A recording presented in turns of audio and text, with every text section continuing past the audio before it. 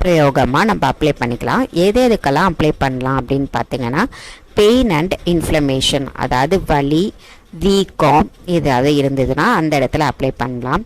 மூட்டு வலி, இடுப்பு வலி, அதாவது ஸ்பாண்டிலைட்டிஸ்ன்னு சொல்லுவாங்க, ஸ்பாண்டிலோசிஸ்ன்னு சொல்லுவாங்க, ஸ்பாண்டிலைட்டிஸ்ன்னு சொல்லுவாங்க. அதாவது முதுகு எலும்பு, இடுப்பு எலும்பு இந்த இடத்துலலாம் 2 போன் சேர்ற இடத்துல அந்த ஜவ்வு விட்டு போயிருக்கும். ஸோ அதனால் லம்பார் ஸ்பாண்டிலோசிஸ், செர்விக்கல் ஸ்பாண்டிலோசிஸ், அதாவது கழுத்தில் வர்றது செர்விக்கல்னு சொல்லுவாங்க, இடுப்பில் வர்றது லம்பார் சொல்லுவாங்க.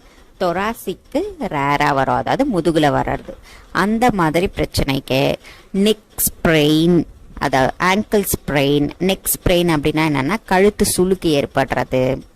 அதுக்கப்புறம் ஷோல்டர், அந்த கை சரியாக வர முடியாமல் கையும் ஒரு மாதிரி சுளுக்கு ஏற்பட்டுரும், கை சரியாக தூக்க முடியாமல் இருக்கும். திடீர்னு நம்ம எசக்க புசுக்கா திருப்பிட்டோம் அப்படின்னா கையில் சுளுக்கு